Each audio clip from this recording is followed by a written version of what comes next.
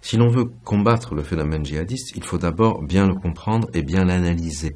Identifier ses origines au Moyen-Orient et en Afrique du Nord, pourquoi il s'implante en Europe, de quelle manière en France, quels sont les processus qui emmènent là et comment la société, par un engagement de chacun et aussi par une mobilisation d'ensemble, peut le vaincre.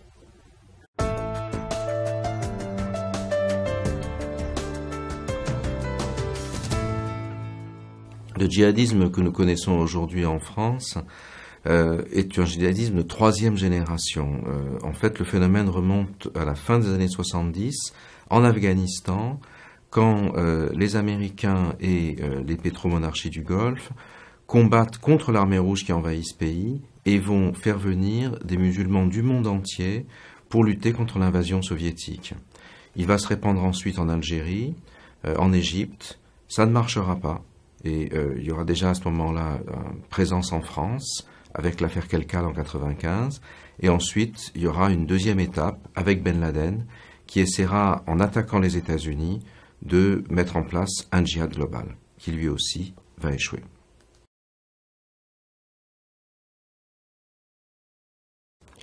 En 2005, il y a un nouvel idéologue du djihadisme, un Syrien, qui s'appelle Abu Musab al-Souri, qui a vécu en Europe pendant 9 ans, pendant les années 1990, et qui va mettre en ligne un très gros volume qui s'appelle « Appel à la résistance islamique globale ».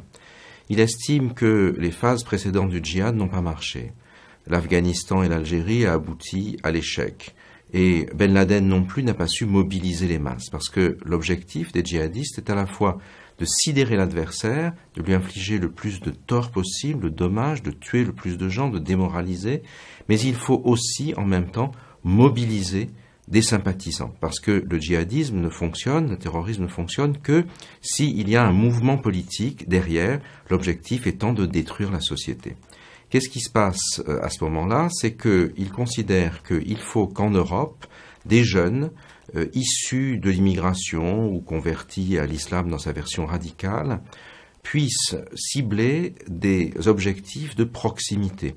Tuer des gens qui seront considérés, entre guillemets, comme islamophobes, comme apostats, c'est-à-dire des musulmans qui ne suivent pas leurs idées, des juifs et autres, pour que ça crée un effet de violence dans la société, que la société majoritaire se retourne contre eux et que ça fasse une guerre civile, que finalement l'Europe implose et à partir de là qu'on construise sur ses ruines cette espèce de califat qu'on voit aujourd'hui à Daesh au Proche-Orient.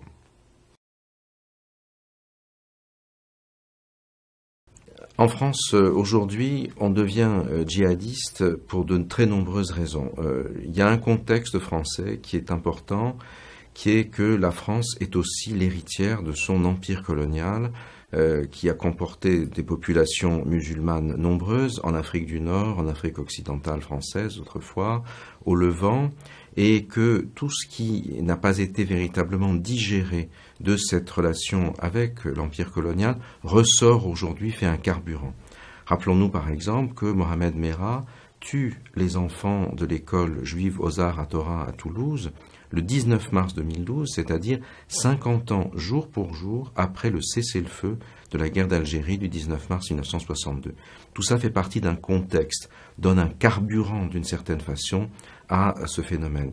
Ajoutons à cela que ce djihadisme est un djihadisme de langue arabe et que la France est le pays dans lequel les personnes originaires du monde arabe sont les plus importantes en Europe, par opposition par exemple à l'Allemagne, où on a surtout une population originaire de la Turquie dans l'immigration, ou à l'Angleterre, dans lequel on a surtout des gens qui viennent du sous-continent indien.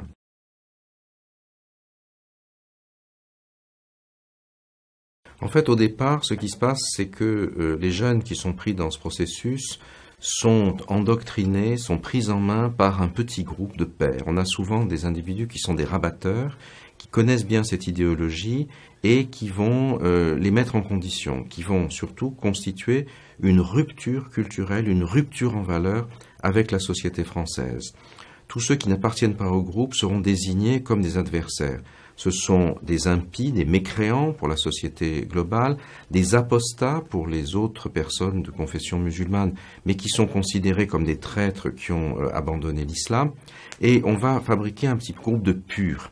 ce groupe de gens qui ne veulent plus se mélanger aux autres, qui vont changer leurs habits, qui vont changer leur manière d'être, changer leur lecture, qui seront bombardés par des vidéos, par des tweets, par inscription sur des murs Facebook et tout ça, c'est ce qui va s'appeler le phénomène du salafisme. Le salafisme, qu'est-ce que c'est? C'est une vision de l'islam qui est extrêmement rigoriste et qui considère qu'il faut prôner l'obéissance absolue aux imams qui sont de cette obédience et la rupture totale, le désaveu avec la société globale, ce qu'on appelle en arabe la doctrine de l'wala wal bara'a.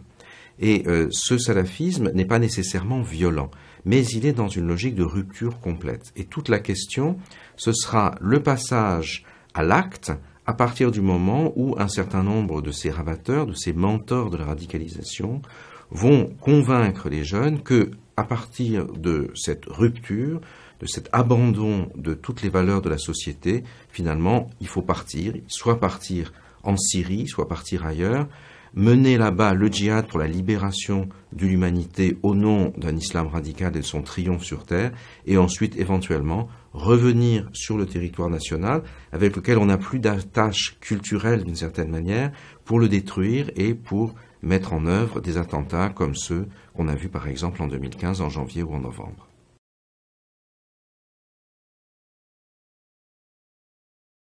Le djihadisme violent n'est pas du tout invincible, contrairement à ce que eux-mêmes veulent faire croire. Et on le voit bien quand on regarde ce qui s'est passé en 2015. Autant au mois de janvier, les attentats ont été clivants parce qu'ils ciblaient un certain nombre d'individus, les caricaturistes notamment de Charlie Hebdo, et dans la grande manifestation du 11 janvier, où la société française a montré son unité, sa force, son refus de la violence en réaction à ces attentats. Néanmoins, on a vu qu'il y avait ceux qui disaient « je suis Charlie, je ne suis pas Charlie ».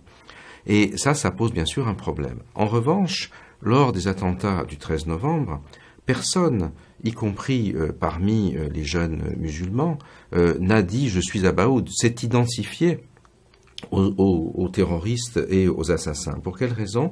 Parce que tout ce qui s'est développé à ce moment-là comme idéologie, comme propagande, dans le communiqué, ça consiste à attaquer la société française dans son ensemble comme une société de dépravation. Qu'on soit musulman, qu'on soit pas musulman, qu'on soit juif, qu'on soit athée, qu'on soit chrétien, etc. Et au lieu de rassembler des sympathisants, ils se sont aliénés la totalité de la société.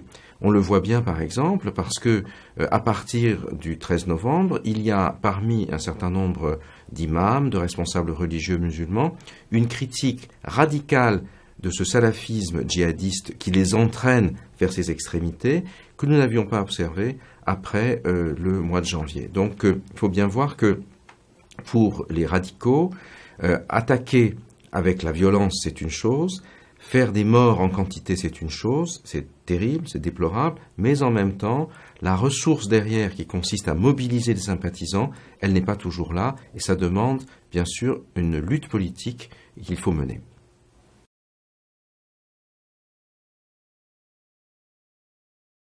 Alors, il y a trois types de réponses à ce djihadisme radical en France, ce djihadisme violent. La première, bien sûr, ce sont des enjeux de police et de sécurité.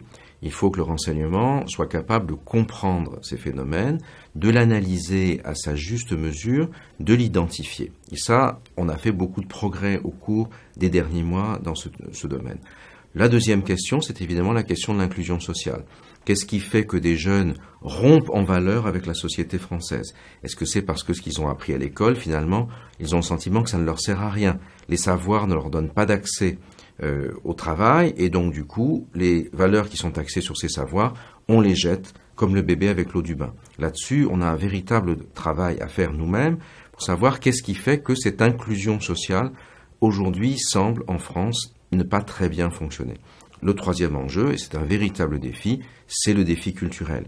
Il faut identifier ces idéologies qui sont de l'ordre de la rupture avec la société, il faut montrer comment elles fonctionnent, il ne faut pas considérer que c'est pas grand-chose, qu'il faut finalement les accommoder et que le passage à la violence est autre chose. Il faut bien comprendre qu'il y a une continuité entre les ruptures en valeur avec la société et ensuite le passage à la violence. Il faut s'attendre probablement encore à un certain nombre d'attentats. mais c'est l'engagement de chacun et c'est la cohésion de la société qui vont vaincre le djihadisme. Parce que ce djihadisme n'est pas sans faille. Et c'est quand la société est solidaire et quand elle récupère aussi ses enfants égarés qu'elle peut surmonter ce défi monstrueux qu'elle rencontre aujourd'hui.